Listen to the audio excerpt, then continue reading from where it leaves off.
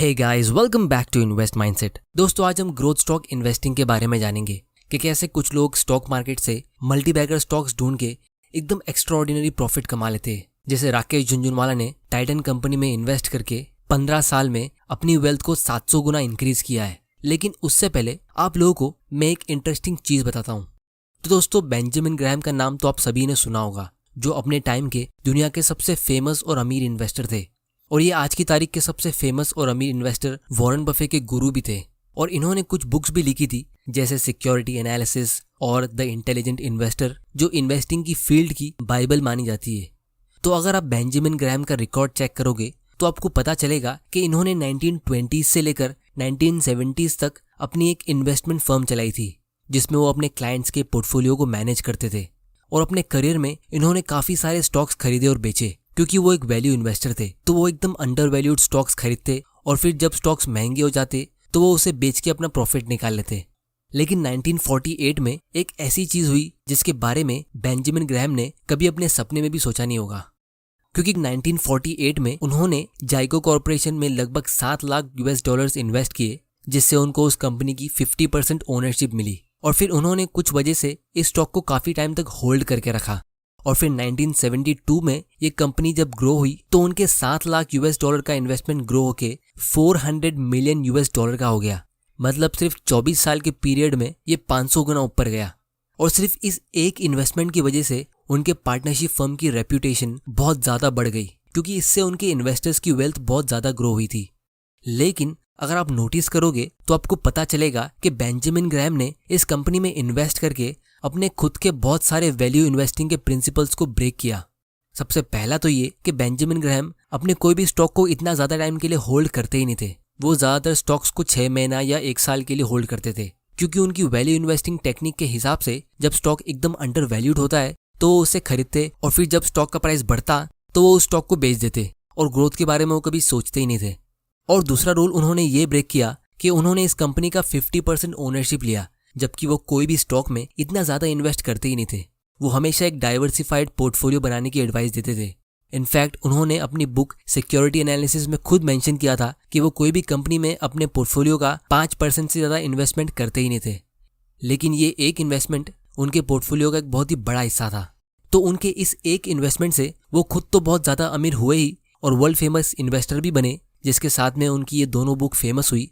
लेकिन उनकी डेथ होने से पहले उन्होंने एक स्टेटमेंट कहा जो मैं आप लोगों को बताना चाहता हूँ कि ironically enough the average of profit from this single investment decision far exceeded the sum of all the other investment realised through 20 years of wide ranging operations in the partners' specialized fields involving much investigation, endless pondering and countless individual decisions।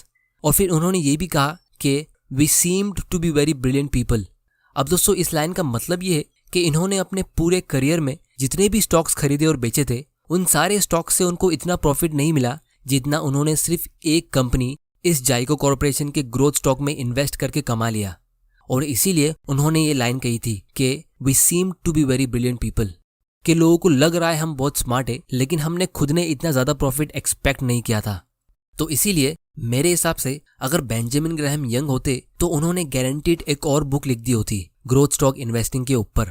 लेकिन 1948 में जब Benjamin Graham ने इस multibagger stock में invest किया था, तब उनकी एज ऑलरेडी 54 क्रॉस कर चुकी थी। और 20 साल के बाद जब उनकी वेल्थ बहुत ज्यादा ग्रो हुई इस मल्टीबैगर स्टॉक की वजह से, तब वो बहुत ज्यादा बूढ़े हो चुके थे। तो इसीलिए उन्होंने कोई और बुक नहीं लिखी। तो उन्होंने बस अपनी एग्जिस्टिंग बुक सिक्योरिटी एनालिसिस का एक रिवाइज्ड वर्जन निकाला और उसमें कुछ एडिट्स कर दिए, जो मेरे हिसाब से अभी भी इन्वेस्टिंग की दुनिया की सबसे बेस्ट बुक्स में से एक है। अब दोस्तों, अगर हम वॉरेन बफे की बात करें तो वो भी अपने करियर की शुरुआत में ऐसे ही अंडर वैल्यूड स्टॉक्स ढूंढते थे और उन्हें कुछ टाइम बाद सेल कर देते, जिसकी ज्यादा डिटेल्स मैंने ये वाले वीडियो में कवर की है। इसकी लिंक आपको नीचे डिस्क्रिप्शन में मिल जाएगी। लेकिन 1960s में जब वॉरेन बफे को ये बात समझ आ गई कि ग्रोथ स्टॉक इन्वेस्टिंग में कितना पावर होता है, तब वो अपनी 30s की एज में थे। तो वॉरेन बफे के पास काफी टाइम था अपनी इन्वेस्टमेंट स्ट्रेटेजी को इम्प्रूव करने का, और तब जाके वॉरेन बफे ने हाई क्वालिटी ग्रोथ स्टॉक्स में इन्वेस्ट करना शुरू किया, जिसकी वजह से वहां से उनकी वेल्थ बहुत ज्यादा तेजी से ग्रो होने लगी कंपाउंडिंग के पावर से। और तब जाके वॉरेन बफे ने अपने पर्सनल एक्सपीरियंस से ये बात अपने लेटर्स में कही अपने शेयर होल्डर्स को कि it is far better to buy a wonderful company at a fair price than to buy a fair company at a wonderful price. अब दोस्तों बहुत लोग ये लाइन तो रीड कर लेते हैं लेकिन उनको इसकी गहराई समझ में नहीं आती है। लेकिन अब आप लोगों को ये लाइन बहुत अच्छे से समझ आएगी और इसका मैं आप लोगों को रियल एग्जांपल भी दिखाऊंगा ताकि आपको एकदम क्लियरली समझ आ जाए। तो यहाँ पे मैं आप लोगों को ग्रोथ स्टॉक इन्वेस्टिंग का कॉन्सेप्ट समझाने के लिए टिकर टेप का यूज कर रहा हूँ जो इस वीडियो के स्पॉन्सर है। ये एक स्टॉक स्क्रीनर है जहाँ से आप अच्छे स्टॉक्स को फिल्टर करके उसे इजीली एनालाइज भी कर सकते हो। इसका लिंक आपको नीचे डिस्क्रिप्शन में मिल जाएगा, अब वहाँ जाके इसे चेक कर सकते हो। और अगर आपको स्टॉक्स में इन्वेस्ट करने के लिए फ्री में डीमैट अकाउंट ओपन करना है तो उसका लिंक भी आपको नीचे डिस्क्रिप्शन में मिल जाएगा।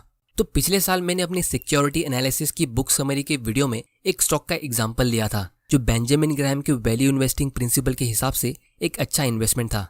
ये स्टॉक था KRBL लिमिटेड। ये company India Gate basmati rice sell करती है।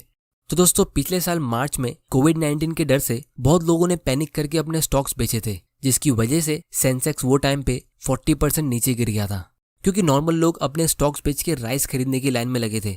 लेकिन वैल्यू इन्वेस्टर्स कंपनी के स्टॉक्स खरीदने की लाइन में लगे थे क्योंकि वो टाइम पे ये कंपनी का स्टॉक प्राइस 100 रुपए से भी सस्ता हो गया था और आज ये 250 रुपए के ऊपर सेल हो रहा है। मतलब एक साल में ही इसका प्राइस डबल से भी ज्यादा ऊपर चला गया है। लेकिन प्रॉब्लम ये है कि वो टाइम पे जब मार्केट क्रैश हो रहा था तब हमें ये नहीं पता था कि इसका शेयर प्राइस इतना जल्दी ऊपर आ जाएगा, वरना अगर लोगों को पता होता तो सब यही स्टॉक में इन्वेस्ट कर लेते। तो इसीलिए वो टाइम पे जब मार्केट क्रैश हो रहा था तब सब यही सोच रहे थे कि मार्केट और कितने टाइम तक गिरता रहेगा, क्या हम रिसेशन में चले जाएंगे या डिप्रेशन में जाएंगे या कोई और नई बुरी मुसीबत में फंस जाएंगे। ये चीज़ उस टाइम पे किसी को पता नहीं थी। लेकिन फिर भी ये स्टॉक वो टाइम पे भी एक अच्छा इन्वेस्टमेंट था क्योंकि वो टाइम पे जितने रुपए में ये पूरी कंपनी हमें खरीदने को मिल रही थी उससे ज़्यादा अमाउंट का राइस ही इनके गोदाम में रखा था। और कोई भी कंपनी ज़्यादा टाइम तक अपने टेंजिबल एसेट्स की वैल्यू से कम प्राइस पे ट्रेड करती नहीं है। इसका मतलब ये कि मान लो आप कोई सेकेंड हैंड कार खरीदने जा रहे हो जो बहुत ही बुरी कंडीशन में है।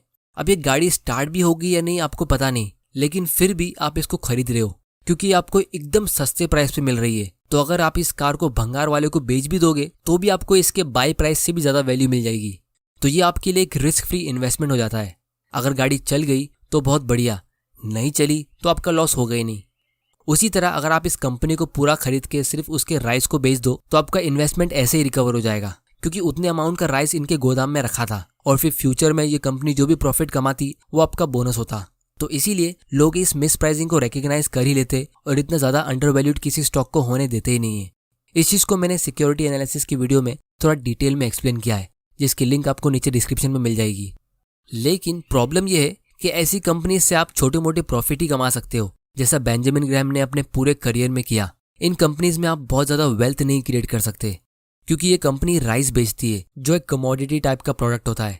अगर आप जनरल स्टोर से या डीमार्ट से राइस खरीदते हो तो आप कोई स्पेसिफिक ब्रांड का राइस नहीं लेते हो, जो अवेलेबल होता है आप वही खरीद लेते हो और बहुत लोग नॉन ब्रांडेड राइस लेते हैं। तो इसकी वजह से ये कंपनी एकदम एक्स्ट्रा ऑर्डिनरी प्रॉफिट नहीं कमा सकती और इसीलिए ये कंपनी लॉन्ग टर्म में अपनी इंट्रिंसिक वैल्यू कंटिन्यूसली ग्रो कर पाएगी या नहीं ये हमें पता नहीं। तो ये एक टिपिकल एग्जाम्पल है फेयर कंपनी का जो इतनी खास नहीं है लेकिन ये एकदम वंडरफुल प्राइस पे सेल हो रही है। जैसा कि आप यहाँ पे देख सकते हो, यहाँ पे एक ग्रीन इंडिकेटर है। लेकिन अगर आप कोई वंडरफुल कंपनी का एग्जांपल देखोगे, जैसे हम यहाँ पे कोई एक रैंडमली अच्छी कंपनी पिक कर लेते हैं। अब दोस्तों ये कोई स्टॉक रिकमेंडेशन नहीं है, तो यहाँ पे हम नेस्ले का एग्जांपल लेते हैं। अब ये कंपनी अपनी इंट्रिंसिक वैल्यू के मुकाबले काफ़ी ज़्यादा प्राइस पे सेल हो रही है। बहुत लोग कहेंगे कि ये स्टॉक ओवर वैल्यूड है। जैसा कि आप यहाँ पे देख सकते हो, यहाँ पे इंट्रिंसिक वैल्यू पे रेड इंडिकेटर है और इसका पी रेशियो फिलहाल 80 के ऊपर है, जिसका मतलब ये है कि आप इस कंपनी के 1 रुपये के प्रॉफिट के बदले 80 रुपये एडवांस में पे कर रहे हो, जबकि इस कंपनी में आप 1 रुपये के प्रॉफिट के लिए सिर्फ 10 रुपये एडवांस में पे कर रहे हो।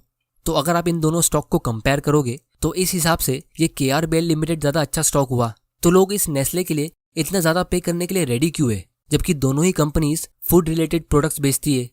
तो दोस्तों इसका सिंपल रीज़न ये है कि नेस्ले एक वंडरफुल बिजनेस है जो काफ़ी सालों से कंटिन्यूसली अपने ब्रांड्स को बिल्ड कर रही है और ये R&D और इनोवेशन करके अपने कॉम्पिटिटिव एडवांटेज यानी अपने मोट को स्ट्रॉन्ग करती जा रही है और बहुत सारी कैटेगरी में ये मार्केट लीडर बन चुकी है।